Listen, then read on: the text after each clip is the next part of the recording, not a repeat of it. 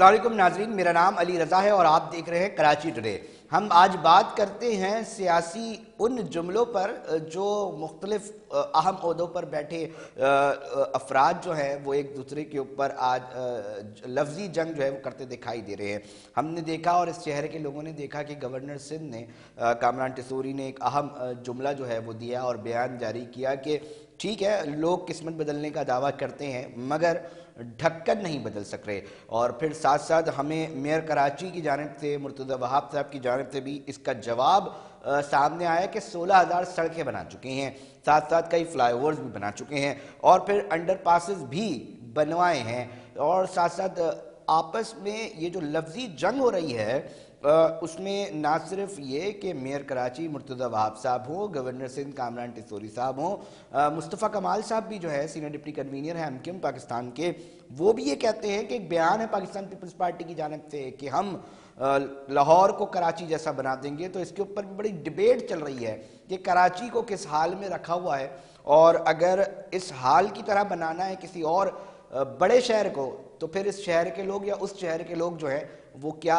تاثرات رکھتے ہیں، اور الیکشن کے حوالے سے ہر کوئی بڑے بڑے دعوے کر رہا ہے۔ اس کے اوپر ذرا بات کر لیتے ہیں کہ عام عہدوں پر بیٹھے جو افراد ہیں وہ اس طرح کی بیان بازی کر رہے ہیں، جو ایک عام آدمی جو روزانہ کی بنیاد پر ان بلدیاتی مسائل کا سامنا کر رہا ہوتا ہے، ان پریشانیوں کا سامنا کر رہا ہوتا ہے، چاہے چوری چکاری ہو، ڈاکے ہوں، ٹوٹی سڑکیں ہوں، پانی گھر پہ نہیں آ رہا، سیوریج کا پانی اس کی گلیوں میں پڑا ہوا ہے، بائک والے جب نکل رہے ہیں مسافر تو دیکھ رہے ہیں کہ بڑے بڑے روڈ خراب ہیں اور وہ مشکل میں اپنی دفاتر اور اپنے کاموں پہ جا رہے ہیں۔ آغا محسوس صاحب نے ہمیں ٹیلی فون لائن پہ جوائن کیا ہے، تجزیہ کار ہیں سینئر، انہی سے جانتے ہیں جب یہ باتیں ایک عام آدمی سر سنتا ہوگا تو اس کے ذہن میں پہلا سوال یا پہلی بات کیا اٹھتی ہوگی؟ Over to you sir. بات اصل یہ ہے Ali Raza, thank you very much کہ آپ نے مجھے موقع دیا بولنے کا۔ بات اصل یہ ہے کہ یہ بڑے لوگ نہیں ہیں، یہ عہدوں سے بڑے بنے ہیں، یہ ذہنی طور پر بہت چھوٹے لوگ ہیں۔ میں ان کو اچھی طریقے سے جانتا ہوں سب لوگوں کو، اور یہ ہے کہ جو مجھے تو تقریباً 40 سال ہو گئے صحافت کرتے ہوئے، تو یہ بونے لوگ ہیں، اور یہی وجہ ہے کہ ان کے اندر گفتگو کرنے کا جو معیار ہے وہ بھی بڑا پست ہے۔ حالانکہ کراچی جو ہے، آپ کو معلوم ہے کہ یہ بات تو میرا خیال ہے پاکستان کا بچہ جانتا ہے کہ کراچی جو ہے سب سے زیادہ ٹیکس ادا کرتا ہے، اور سب سے زیادہ ملازمتیں بھی یہیں ملتی ہیں، کیونکہ یہ ایکسپورٹ اورینٹڈ سٹی ہے، یہاں سب سے زیادہ ایکسپورٹ کی جو ہے صنعتیں قائم ہیں۔ تو میں یہ کر رہا ہوں کہ اگر یہ مرتضی وہاب ہوئے یا ٹیسوری صاحب ہوئے، یہ باقاعدہ ان کو ایڈجسٹ کیا گیا ہے، یہ عوام کی طاقت، یہ عوام کی سوچ، یہ عوام کی فکر کے تحت اقتدار میں نہیں آئے، ان کو باقاعدہ انسٹال کیا گیا ہے۔ اب یہ صورت میں ظاہر ہے کہ ان سے آپ کیا توقع کر سکتے ہیں؟ بھائی توقع تو آپ پڑھے لکھے لوگوں سے کر سکتے آغا ہیں۔ محسوس صاحب میئر کراچی ووٹ لے کر آئے ہیں مرتضی وہاب صاحب، وہ بھی آپ کو معلوم ہے، وہ بھی آپ کو معلوم ہے کہ کس طریقے سے، میں سمجھتا ہوں فرحان صاحب ایسی بات تو نہیں کریں آپ کو معلوم ہے کہ کس طریقے سے ان کو ایڈجسٹ کیا گیا ہے۔ یہ دیکھیے، میں اس سلسلے میں زیادہ بحث میں نہیں آتا، میں ایک ذمہ دار آدمی ہوں، لیکن مجھے معلوم ہے۔ اور اگر چلیے یہ ووٹ لے کر آئے تو انہوں نے کیا کیا؟ ابھی علی رضا صاحب نے پوری نقشہ کراچی کا پروفائل بتایا ہے کہ سڑکیں ٹوٹی ہوئی ہیں، گٹر کے جو ہے نا پیری، مسجدوں کے سامنے لوگ جو ہے نا اپنے کپڑے اونچے کر کے جاتے ہیں نماز پڑھنے کے لیے۔ اس کے علاوہ کوئی روڈ مجھے آپ بتا دیجیے، بلکہ اندرونی روڈ تو بالکل ان کی تو حالت ایسی ہے کہ میرا خیال ہے گاؤں میں بھی ایسی صورتحال نہیں ہوگی۔ تو یہ لوگ جو ہے نا، یہ دراصل میں نے آپ سے بتایا نا کہ ان کی پشت پناہی ایلیٹ کرتا ہے۔ ایلیٹ سمجھتے ہیں وہ جیسے کہتے ہیں اشرفیہ، ہاں بالکل صحیح کہہ رہے ہیں۔ اشرافیہ ہے نا، اشرافیہ اس کو میں کہتا ہوں بدماشیہ۔ یہ لوگ جو ہے نا ان کو بیک کرتے ہیں، اور پھر اس کے بعد یہ کہ وہ ان کے تمام معاملات کو جو ہے نا وہ سپورٹ بھی کرتے ہیں۔ دیکھیے، کراچی کے بارے میں ایک بات بتاؤں، حافظ الرحمان صاحب جو ہیں جماعت اسلامی کے، انہوں نے بہت اچھی بات کہی کہ بھائی کسی ایک پارٹی کو تو کراچی کو اون کرنا پڑے گا، اور یہ بات تو آغا صاحب، بات تو ساری پارٹیوں کے، آپ کسی بھی عہدیدار، کسی بھی سربراہ، کسی بھی شخص کو اٹھائیں وہ سب اون کرنے کی بات کرتی ہیں کراچی کو۔ سر اگر دیکھیے میں آپ کی خدمت میں مؤدبانہ عرض کر رہا ہوں کہ اگر ایسی ہی بات ہے تو آپ مجھے بتائیے کہ پھر یہ جو پروفائل آپ نے شو کیا ہے، آپ نے جو اس کا ایک صورت گری بتائی ہے کراچی کی، تو یہ تو صورت گری کسی ایک اچھے شہر کی تو نہیں ہے، اور اس میں وہی سب انوالو ہیں۔ بھائی جو پولیٹیکل لیڈرز ہیں چاہے وہ مطلب چھوٹی سطح پر ہوں یا بڑی سطح پر ہوں یا یہ ہے کہ بلدیاتی سطح پر ہوں یا یہ ہے کہ صوبائی اسمبلی کی سطح پر ہوں، میرا خیال they are all responsible for the damage of Karachi. یہ سب رسپانسبل ہیں اور عوام کے پاس تو طاقت ہی نہیں. دیکھیے عوام تو کنفیوز ہیں، ان کو یہی ابھی تک اعتبار نہیں ہے کہ الیکشن ہوں گے کہ نہیں ہوں گے.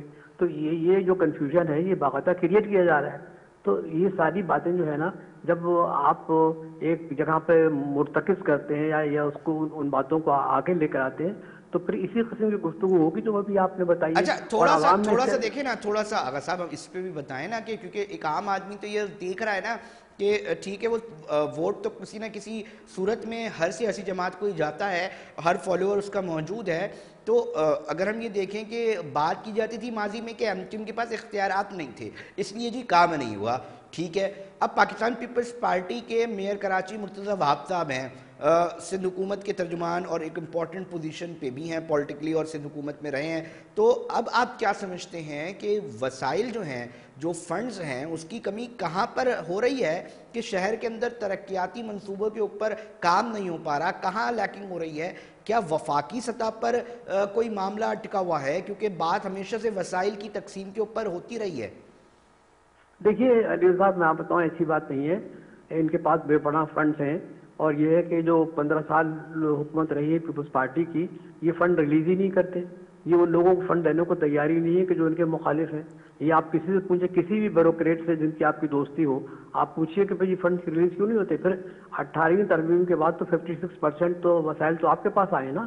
آپ کی یہی تھا، آپ کو شکایت تھی وفاق سے کہ پیسے نہیں آ رہے ہیں ہمارے. اب آپ کے پاس تو 56% پیسے آپ کے پاس آ چکے ہیں تو آپ نہیں دینا چاہتے. دیکھیے بات اصل یہ ہے کہ کراچی کے سلسلے میں آپ لوٹ کھسوٹ تو کر سکتے ہیں، کراچی کے عوام کو پریشان تو کر سکتے ہیں، ان کو روڈ بنا کے نہ دے کر ان کو، اور پبلک ٹرانسپورٹ کے اندر ابھی جو بسیں آئی تو ہیں پھر ایم کیو ایم کی طرف سے سٹانس کے سامنے ہے نا آغا مسعود صاحب کہ بھائی وفاق ڈائریکٹ میئر کو فنڈز دے اور اس کے اوپر بھی بات چیت تو چل رہی ہے نا.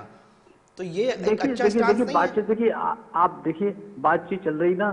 8 فروری کو اگر انتخابات ہو گئے تو یہ تو بات چیت چلتی رہے گی. بعض تو ایسے مقدمات بھی ہیں جو 8 فروری کے بعد بھی مطلب یہ کہ وہ عدالت میں پیش کیے جائیں گے. دیکھیے یہ وعدہ وہی جو یہ ہمارے جو پاکستان کا کلچر ہے نا، جو خصوصاً جو اب بنا ہے، یعنی جب سے عمران خان نے اسٹرگل کر کے پی ٹی آئی کو بنایا ہے اس کے بعد سے پورے کلچر بدل گیا ہے. لوگوں میں شعور آ گیا ہے، لوگوں کے سوچنے کی صلاحیتوں میں اضافہ ہوا ہے. لوگ سوچتے ہیں کہ آخر کیا ہوگا. دیکھیے پہلے باتیں سر اس چھپی ہوتی شعور کا تھی. کیا فائدہ، اس شعور کا کیا فائدہ کہ ماضی میں بھی ہم نے دیکھا ہے نا عمران خان صاحب نے کراچی کے حوالے سے بھی بڑی باتیں کی تھیں، بڑے منصوبوں کے حوالے سے باتیں کی تھی، پھر ایک ٹیم آ رہی تھی. آج بھی سوشل میڈیا پر مراد سعید صاحب کا جو ہے وہ بیان سامنے آتا ہے بار بار. اگر میں پروڈیوسر صاحب سے کہوں گا میں چلواؤں، کیونکہ دیکھیں وہ یہ کہتے تھے جب عمران خان صاحب کی حکومت آئے گی تو 200 ارب پہلے جو باہر ملکوں میں پڑا ہے نا وہ آئے گا.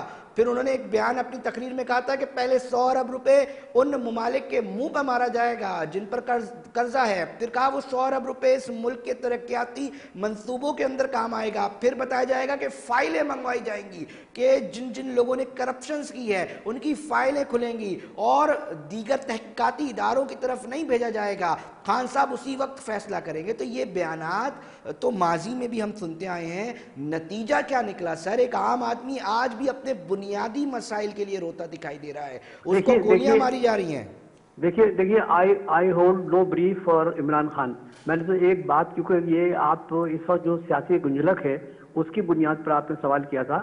آئی hold no brief for Imran Khan sahib. لیکن میں ایک بات بتا دوں کہ آپ اگر کسی کو کام کرنے کا، دیکھیے میں یہ سمجھتا ہوں کہ چاہے وہ نواز شریف صاحب ہوں کوئی بھی ہوں، ان کو کبھی بھی پورا موقع نہیں ملا کہ وہ اطمینان سے 5 سال پورے کریں اور ان کو ہٹایا گیا. دیکھیے بہت سے ایسے معاملات ہوتے ہیں کہ جو آخری وقت میں جب 1 سال کے اندر جو ہے نا وہ پورے کر دیتے ہیں.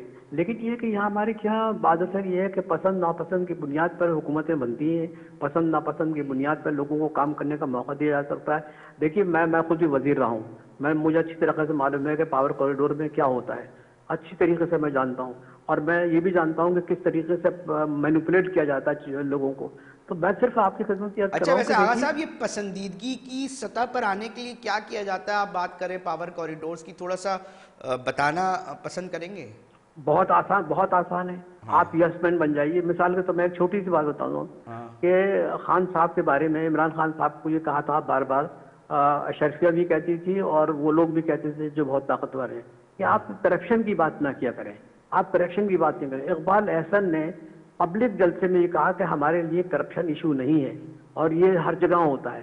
جب مجھے بتائیے کہ جب یہ کہ ذمہ دار لوگ اس قسم کی بات کر رہے ہیں، حالانکہ کرپشن کی وجہ سے پاکستان کمزور ہوا ہے، کرپشن کی وجہ سے پاکستان بدنام ہوا ہے، کرپشن کی وجہ سے آپ مجبور ہوئے کہ آپ لوگوں سے قرضہ لیتے ہیں، آئی ایم ایف سے قرضہ لیتے ہیں. آئی ایم ایف کی شرط پڑھ لیجئے. آئی ایم ایف نے کہا کہ پہلے تو آپ کرپشن تو ختم کریں، پہلے تو یہ جو ناجائز طریقے سے جو آپ گورنمنٹ بناتے ہیں. دیکھیں ایک تو گورنمنٹ ہوتی ہے 16 آدمیوں پہ، 12 آدمیوں پہ، 21 آدمیوں پہ. لمیٹڈ گورنمنٹ کا کنسیپٹ جو ہوتا ہے وہ ڈیموکریسی سے وابستہ ہوتا ہے. لمیٹڈ گورنمنٹ ہمیشہ بنتی ہے، چاہے وہ امریکہ ہو، چاہے وہ روس ہو، چاہے چین ہو. لمیٹڈ گورنمنٹ ہوتی ہے اور لمیٹڈ گورنمنٹ جو ہوتی ہے وہ بڑی ایمانداری سے کام کرتی ہیں اور اس کی وجہ سے جو ہے ترقی بھی ہوتی ہے، عوام کو ان کو سہولتیں ملتی ہیں. کیا وجہ ہے کہ چین کے اندر 700 ملین لوگ جو ہے پاورٹی لائن سے ہٹ کے مڈل کلاس میں آ گئے. میں نے تو چائنا میں دیکھا ہے کس طریقے سے کام ہوتے ہیں، میں نے کمیونسٹ پارٹی کی ورکنگ بھی دیکھی ہے. تو میں صرف یہ آپ کی خدمت میں کر رہا ہوں کہ دیکھیے وین دیر از اے ول دیر از اے وے. یہاں ول نہیں ہے، لوگوں کو ذلیل کیا جاتا ہے، لوگوں کو بڑا کمتر سمجھا جاتا ہے، ان کی حیثیتوں سے ان کو کھیلا جاتا ہے. یہ طریقہ اب آپ دیکھ لیجیے گا، اس الیکشن میں ٹرن آؤٹ بھی بہت کم ہوگا اور لوگ جو ہے نا دیکھیے یہ الیکشن جو ہو رہے ہیں نا، میں آپ سے ابھی کہہ رہا ہوں، مطلب میرے پیشن گوئی ہے، اکثریت لوگ جو ہے اس کو تسلیم نہیں کریں گے کیونکہ جو کچھ بھی ہو رہا ہے ہمارے سامنے ہو رہا ہے، ہم بھی دیکھ رہے ہیں نا، ہم باہر کے اخبار بھی پڑھ رہے ہیں، باہر کے لوگوں سے ملاقات بھی ہوتی ہے. اور یہ بلومبرگ کی جو بات کی ہے یہ بھی تو جھوٹا، مطلب یہ کہ اس میں اچھا کوئی یہ ایسی بتائیں، بات ہی نہیں. اچھا آغا صاحب تھوڑا سا اس کے اوپر بھی بتائیں نا کہ کراچی میں جو بیان بازیاں چل رہی ہیں تو آپ کیا سمجھتے ہیں یہ بیان بازیاں، کیونکہ ہم تو یہی دیکھتے ہیں کہ کارکردگی کی بنیاد پہ تو ووٹ پڑتے ہی نہیں ہیں اس شہر کے اندر. بالخصوص اگر ہم دیکھیں تو لسانی بنیادوں پر ووٹ پڑتے ہیں، مذہبی بنیادوں پر ووٹ پڑتے ہیں. تو ایک حلقہ جو ہے، ایک سوچ یہ بھی تو ہے نا. نہیں دیکھیے ایک زمانے میں مصطفیٰ کمال نے میں نے بہت کام کیا تھا، ایمانداری کی بات ہے. اب جو ہے نا جماعت اسلامی ابھر کے سامنے آئی ہے. جماعت اسلامی نے عوام کے ایشوز کو سامنے لے کر آئے، انہوں نے دھرنے بھی دیے اور انہوں نے باقاعدہ حکومت سے مذاکرات بھی کیے.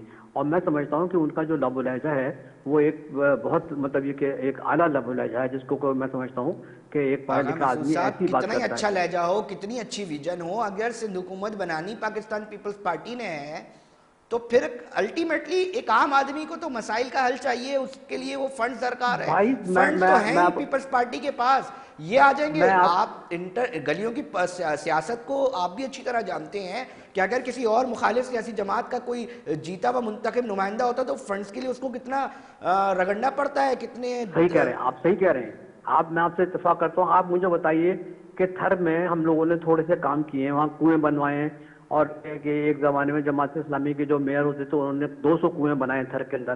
آپ یقین کریں ہر مہینے کوئی تقریباً 15-20 آدمی خودکشی کرتے ہیں، بچے خودکشی کر رہے ہیں.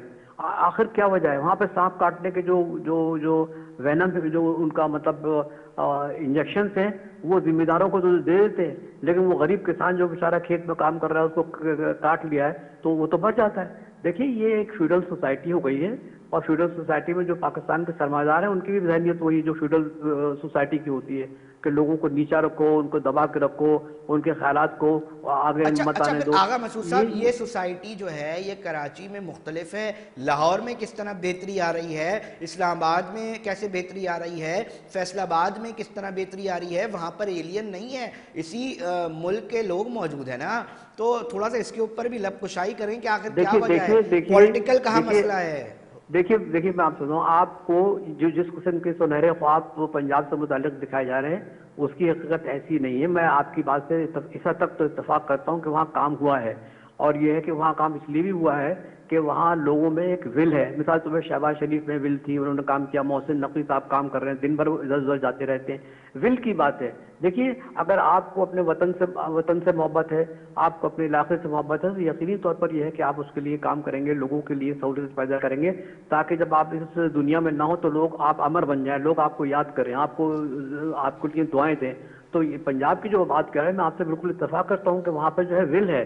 مطلب لوگ چاہتے ہیں وہاں پر اچھا ایک یہ کیا ایسا وجہ ہے، کلچر. یہ کہ وجہ کیا ہے اس کی بنیادی وجہ، اس کے روٹس کے اوپر؟ کیونکہ آپ ایک امپورٹنٹ، مطلب میں یہ چاہوں گا نا کہ دیکھیں آپ کو لسانی تفریق آپ کو پنجاب اور لاہور اور اس طرح کے شہروں میں، فیصل آباد میں نہیں مل رہی. آپ کو مذہبی تفریق کی شدت آپ کو ان بڑے شہروں میں نہیں مل رہی.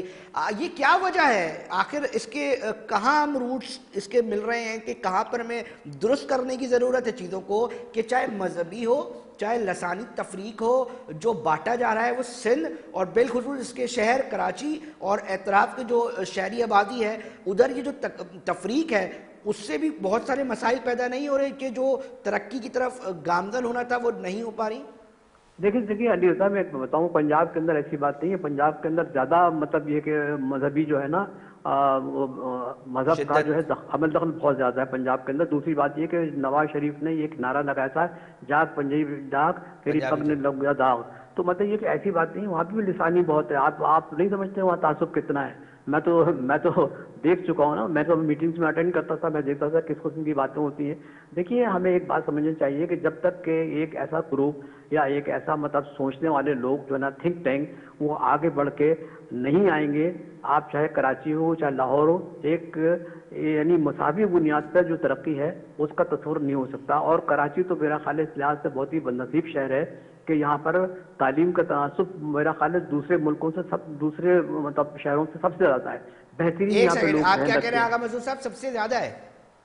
میں بڑی ایمانداری کی سر بات کر رہا ہوں کہ میں سب سے آپ اچھے کی ایمانداری پر شک نہیں کر رہا آغا صاحب، مگر آپ کو ابھی تھوڑے دنوں پہلے ہم نے اسی جگہ پر بیٹھ کے یہی پروگرام کر رہے تھے کہ انٹر میں جو ابھی بچوں کے مارکس آئے نا، یہ بھی ایک پولیٹیکل مسئلہ بن چکا ہے. پہلے ایم کیو ایم گئی، اب جماعت اسلامی بھی اس کو اٹھا رہی ہے کہ 60% بچے ہی فیل ہیں.